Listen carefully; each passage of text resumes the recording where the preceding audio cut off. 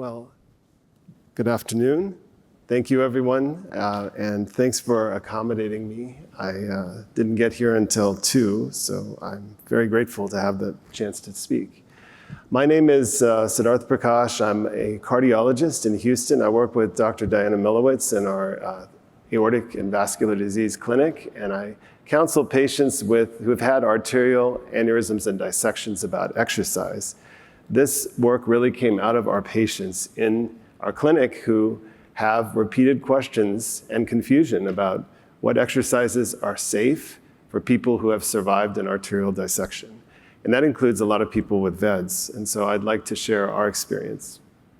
My work here is with Dr. Alan Braverman in St. Louis and Dr. Kim Eagle in Michigan and his group. Many of you may be familiar with their work on aortic disease. So these are questions that really motivated us to seek answers. Patients ask all the time about specific activities, and I'm sure that you all have done the same, that are safe for you to do because there's simply no or very few evidence-based recommendations out there. Symptoms related to exercise that you should avoid, specific kinds of activities. I get asked as a cardiologist about heart rate during exercise. Is there some heart rate I should avoid going past? And then what are the consequences for people who do actually want to challenge themselves athletically and try to do more? Even if they assume risk, there really is this fear of the unknown. It's not just that you're assuming a risk, but there is really no clear kind of limit around the exercise for people. So there are very few outcomes data. And do we always have the right answer when we answer these questions? Most likely not. And I try to counsel people that there isn't a lot of evidence to guide us.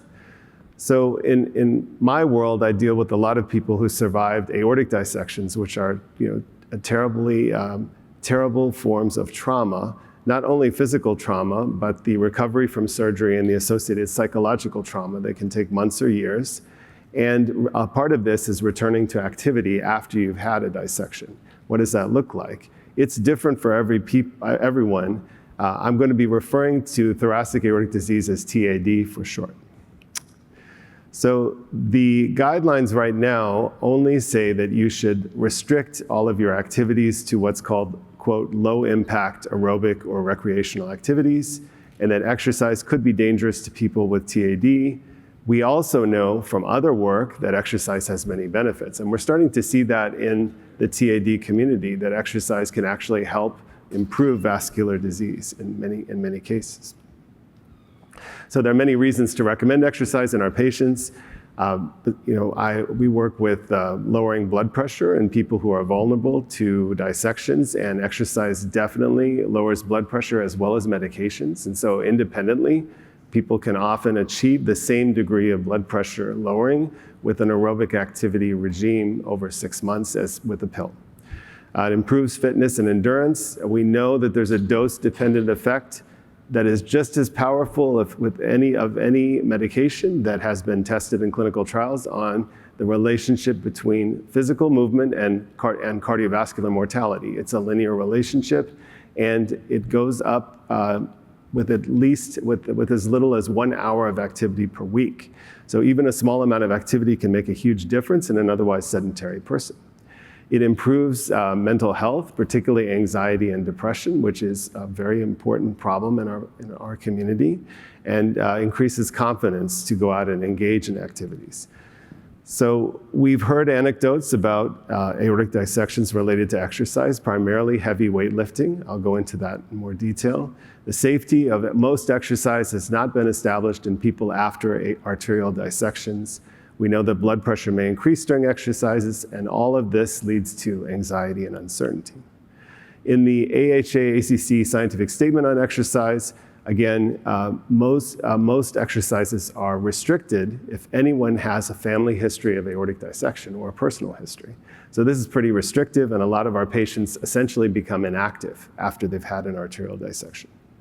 But this work also applies to people who have been diagnosed with aneurysms and told that they might have a high risk for dissection. So when you look at the current activity guidelines, everyone's restricted to the lower left corner here. In terms of activities or sports that they might pursue, obviously there are many other sports and athletic activities that people are used to doing prior to their diagnosis. Many of them wish to return to them, but there are big question marks. So blood pressure responds to different exercises differently, and so that's kind of where we started when we were trying to ascertain safety and clinical recommendations. When you have aerobic or cardio activities, your blood pressure tends to increase gradually. It plateaus when you reach that steady state of constant exercise and then decreases relatively rapidly once you stop. We know that there are also dynamic forms of exercise. So when you're moving your limbs and contracting your muscles in an isotonic form, vasodilation causes a modest increase in blood pressure. But the real concern in most of the guidelines that you read about is this static or isometric activity. That's when you're contracting your muscles and you're not moving your limbs. That can lead to larger increases in peripheral vascular resistance and really huge changes in arterial blood pressure, up to 300 millimeters of mercury. The most important factor about this is that the changes are less predictable because they're highly dependent on exercise technique. And that's what I'll go into. It's very important that we not only exercise, but we train ourselves to exercise properly so you can reduce the risk related to specific activities. And intensity in this regard is super important. We need to regulate intensity because we know when you achieve fatigue, your blood pressure often increases in unpredictable ways. So we sought to figure out what kinds of activities people were doing first, because we know that people are competing even after arterial dissections. The reason for this is that there are social media groups where people post their exploits. They're called the Aorta Athletes, and they were willing to work with us, and we asked them what kind of activities they are actually doing and if they had any arterial events. So we did a survey and we got about 80 responses. These are people who've had either a type A or type B aortic dissection and had been competitive athletes at a professional level in some cases prior to dissection. So we asked them about their events 5 years before and 5 years after their diagnosis. And so this is their aorta breakdown. They were all on a lot of cardiovascular medications, as you might expect, after having survived a dissection. And these are the kinds of sports that they were pursuing in a competitive fashion. Most were runners, but we also had cyclers, and you can see that there are some contact sports here. And this is despite the fact that, of course, all of these would be restricted under the current guidelines. So 8 of the 77 respondents had at least one symptomatic event related to athletic competitions. Most of these were running, but that was the largest group in our poll. And most of these were related to syncope or presyncope, that's passing out during exercise. And many had associated symptoms such as arrhythmia, chest pain. There was only one person who had to be hospitalized as a result of athletic competition, and that was due to an arrhythmia. It was not due to an arterial event. So there were no dissections or urgent operations in the group. This is over a period of about 20 years cumulatively, retrospectively. And when we looked at the people who had symptomatic events, it was almost all due to polypharmacy, that is taking multiple medications while exercising. So the higher number here on the right of cardiovascular medications you were taking, the more likely you were to have had a symptomatic episode. And again, primarily those are passing out. And we also looked at the incidence of regular exercise leading up to the events, how often they trained, and we found that there was a dose response. So where if you were regularly active on a weekly basis, you were less likely to have symptoms during exercise. It sounds rather predictable. We know that from people without arterial dissections. But what this shows you is that actually regular activity is protective, even in this population. So we also know that there's a significant decline in sports participation, even in the most committed people after their diagnosis. And we know that about 15 to 20% of our runners experienced health episodes. Again, most of these were not life-threatening. And so we think that perhaps predicting event-related health outcomes could include recommendations on how to improve conditioning to avoid these kinds of issues, and maybe strategizing about cardiovascular medications in individuals who are going to compete. So when we asked our group in the John Ritter Foundation for Aortic Health about their activities, more than 90% said that exercise was one of their top questions. More than half of them were less active than is currently recommended by the AHA guidelines. That's about 150 minutes per week of moderate activity, aerobic activities. And many of them asked for guidance. So based on this, in our clinic, we started to develop an exercise circuit, and we designed a circuit that people could do at home that was relatively low impact. And so if you had musculoskeletal issues, you could still participate in these. It was tunable so that people could adjust based on their level of disability or comfort, and use a simple equipment and a standard protocol. So there were 6 exercises, 2 repetitions per set, and we observed them doing this in clinic over a period of a year. We piloted this before we started the clinical trial. So these are bicep curls, wall sits, hand grips, leg raises, stationary bikes, and treadmill. We did this in 2 to 4 minutes per exercise with a rest period in between. And when we were observing the patients, we put a cuff on them and we actually measured their blood pressure. I trained our medical students actually to brace the arm so we could get blood pressures at steady state.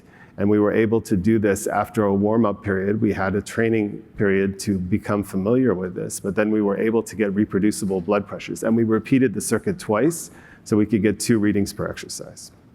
So when we did this, we looked at 30 of our clinic patients who have had aortic dissections, again, type A or type B, and 15 healthy controls. We found that the patients completed the exercises without having to stop. There were no clinical events, and the changes in blood pressures were not significantly different between our arterial dissection group and our control group.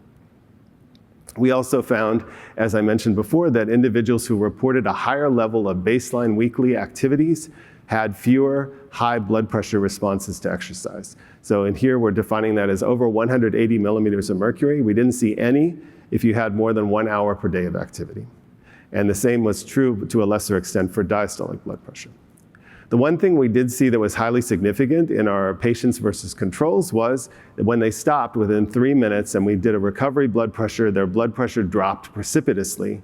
And this has been shown elsewhere because it's related to vascular stiffness, which we know increases in VEDS and other arterial dissection-prone conditions. When they stopped exercising, there was a steeper decline, specifically in the systolic blood pressure, and this was associated with presyncopal symptoms, again tying into the reports that we got from the aorta athletes that I mentioned. So this is probably related to both medications and vascular stiffness interacting in the setting of cardiovascular stress. So when we looked at this, we showed that patients were able to exercise without any apparent clinical events and achieve the same level of activity as our controls. So based on that, we launched a clinical trial in 2023 using this exercise circuit and kind of randomizing individuals in clinic to either this intensive exercise protocol that we would provide coaching for and that they could do at home versus usual care, which for us is an exercise pamphlet that we give out at each clinic visit, reinforcing their need to do 150 minutes per week of exercise and giving them an exercise diary. So the idea was a lot of these people were sedentary, we knew.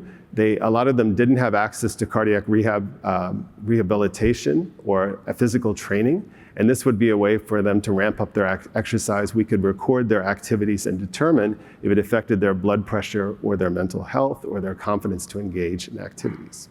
So we measured their blood pressure at the beginning. We had them rate their activity levels and complete exercise diaries. And we also observed them in an exercise session, like I mentioned, to confirm the safety. We enrolled at 3 centers, Michigan, St. Louis, and Houston. And they had to have had our dissections at least 3 months prior to enrollment. We didn't want them to be in the acute phase. And they had to be able to attend at least 2 in-person sessions, 1 year apart, in order to do the study. So this was the study protocol over a year. We enrolled them. At enrollment, we did a 24-hour blood pressure. We observed them doing the exercises. We randomized them to this guided exercise arm in usual care. And then we followed them virtually in 3 months intervals doing these visits where we would ask them to demonstrate an exercise, and we would go over their exercise diary and collect information from them, which could include wearable information about their activities. And at the end of the year, we're going to do the same thing again. We're going to give them questionnaires about their mental health and activities. We're going to do another 24-hour blood pressure, and we're going to look at changes in their blood pressure over time. So 24-hour ambulatory blood pressure analysis is kind of the baseline, from 0 to 1 year. And we also looked at central arterial waveform analysis because, as I mentioned, one hypothesis is that these people who have arterial dissections have very stiff blood vessels, and that exercise can actually reduce that stiffness.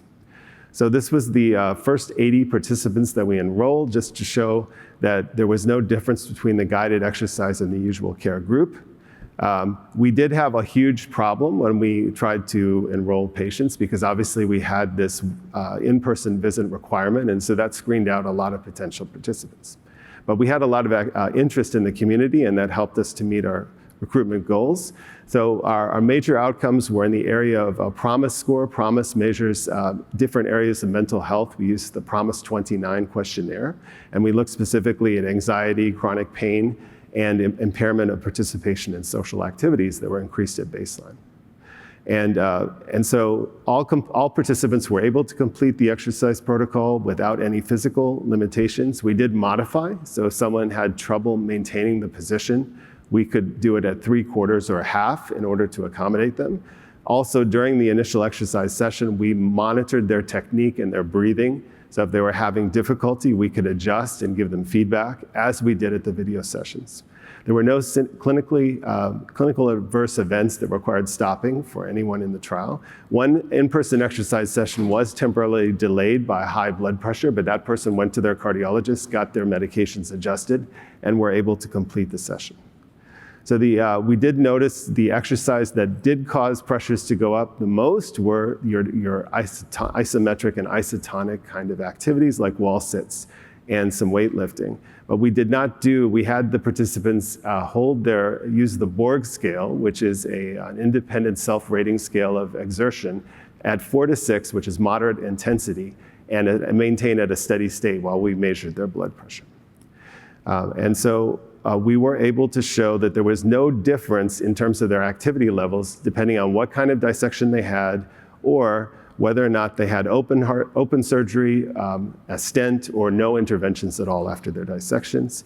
The one thing that we did notice is that the 24-hour blood pressure was a better predictor of exertional high blood pressure than anything that we measured in the office. So people who had 24-hour blood pressure that were high and had abnormal nocturnal dipping on their 24-hour pressures were more likely to have an episode of exertional hypertension. And so what we are doing now is to engage in the final concluding study visits. This is an 18-month trial that will end in October. But what we've shown so far is these exercises are safe for our participants.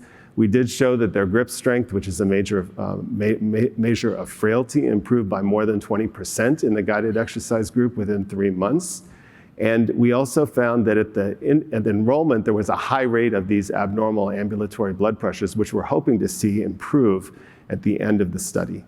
And again, ABPM and also central arterial waveforms, but not clinic blood pressures, predicted hypertensive responses, which is what we at cardiologists are always worried about our patients when they're exercising. So this may give us a better predictor in the future.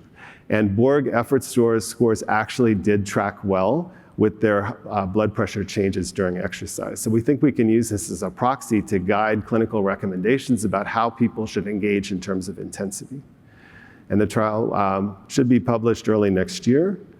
So the next step, what we really want to do is make this 100% home-based. We had to have the observational component. The Institutional Review Board did not believe that exercise was safe after dissection, so they made us demonstrate it in our cardiopulmonary rehab unit. But now that we have that precedent, we want to ship the exercise equipment to people and do this completely remotely. That will also give us more access to patients who aren't able to come into the medical center for this. And findings hopefully can support national determinations of these kinds of engagements after dissections to get people active. I'd like to thank our study team at UT Houston, specifically my research coordinator, Kayla House, but a team of medical students who helped, the John Ritter Foundation who supported this work, and of course our many patients who enthusiastically participated in this study, including some from the VEDS community. I really appreciate that. Colleagues at WashU and Michigan. And if you're interested in participating in our next trial, you can always, we'll make that available to scan. Thank you.